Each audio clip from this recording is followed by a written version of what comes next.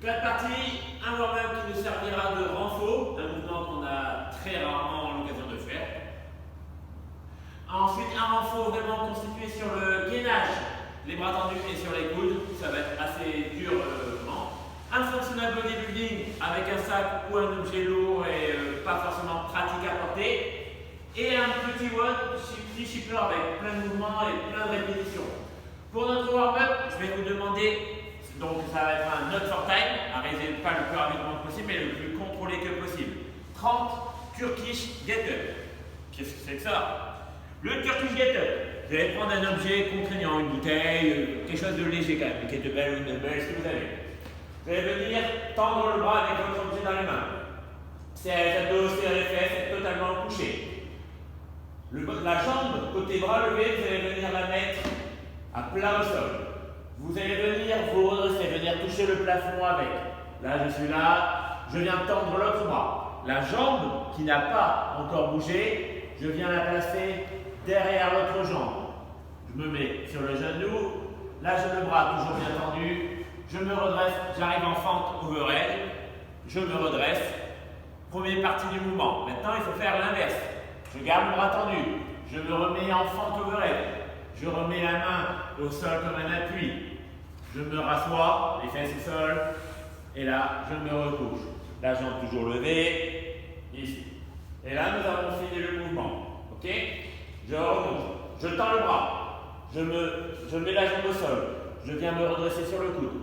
Je viens me redresser sur la main, je passe la jambe derrière, je me mets en fente overhead, je me redresse, je garde le bras tendu, je viens me placer en fente. Alors, qui est à 90, je me remets sur la main, je me remets sur le coude, je me rassois, me recouche, pardon, et là. Ça, c'est le Turkish get-up. J'en veux 30 au total, j'en veux 15 bras droit, 15 bras gauche. Vous trouvez un objet moyennement léger, entre le léger et le moyen, pas trop lourd, je veux vraiment que ce soit contrôlé. Ensuite, notre renfort du jour, du gainage, 10 tours. Un tour se compose de 1 minute de travail. Donc au total, vous allez faire 10 minutes au total de gainage. Je veux 1 minute, bras tendus. Vraiment, vous tenez la minute. Vraiment, les mains sont sous les épaules, je serre les fesses, je serre les abdos. Dès que ça fait 1 minute, vous prenez le temps de récup que vous avez besoin afin de maintenir une nouvelle minute sans lâcher. La minute 2, même toujours 1 minute de gainage, mais cette fois-ci sur les coudes. Je tiens bien 1 minute. Les coudes sont sous les épaules, je reste bien droit.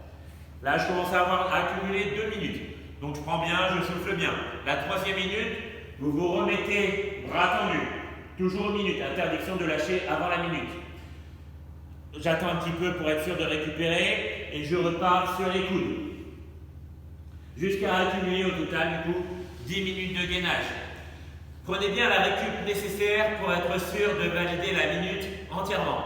Si vous avez besoin de 30 secondes de récup pour être sûr de ne pas lâcher avant la minute, vous le faites. Si vous avez besoin de 2 minutes, vous prenez les 2 minutes. Et je veux que la minute du gainage où vous êtes, ça soit 1 minute sans lâcher. Okay? Donc c'est 10 minutes de travail, mais ayant vu qu'il y aura de la récup, ça va durer forcément plus longtemps. Notre LPB du jour, du Functional Bodybuilding, se compose d'un E4 EMOM, un départ toutes les 4 minutes, 3 fois. Du cane squat, du drag avec mon sac et du push slack. Le cane squat, on va avoir le sac vraiment dans les bras. Vous allez venir faire comme un good morning. Placez le buste vers l'avant. Là, je suis bien gainé. Je descends maintenant en squat. Je casse vraiment la parallèle, le dos bien droit. Vous remontez.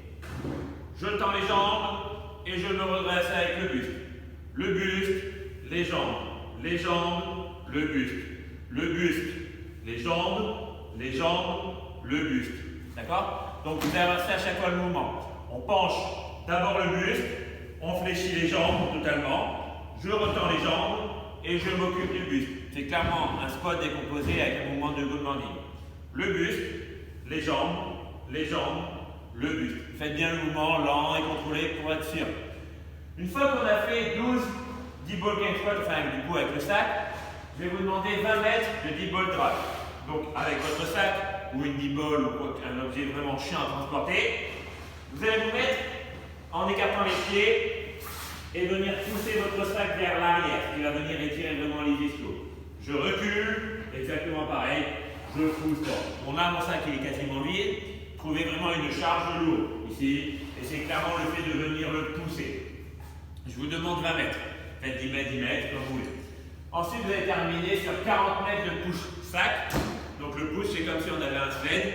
Je suis vraiment en position basse et je viens le pousser vraiment. Je pousse vraiment dans les jambes. Je veux clairement que ce soit les jambes qui poussent.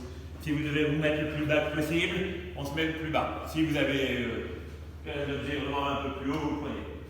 12 D-ball squat, 20 mètres de D-ball drive et 40 mètres de push sled. Essayez de vraiment le laisser le plus lourd possible. Par contre, pour le sled, il faut qu'il glisse le moins que possible.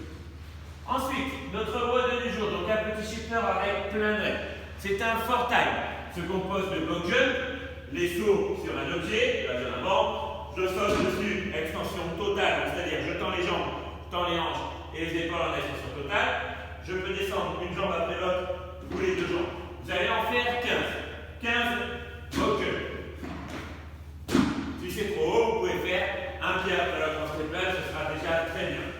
Une fois que vous avez fait les 15, vous prenez un objet, votre sac, votre dumbbell, votre kettlebell, ce que vous voulez, et on va faire 30 push jerk alternés. Push jerk.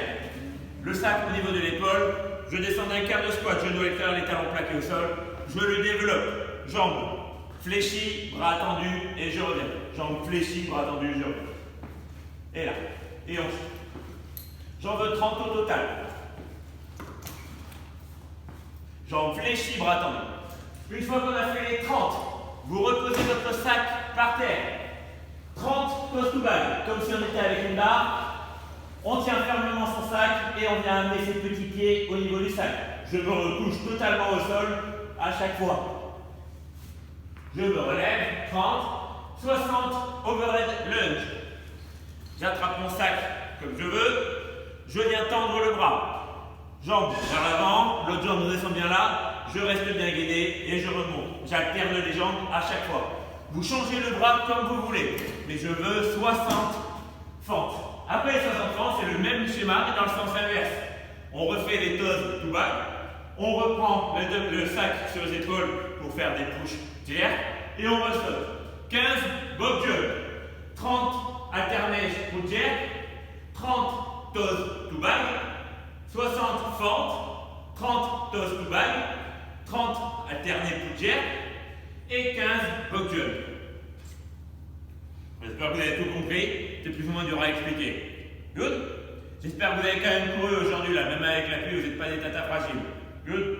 Good. Ciao!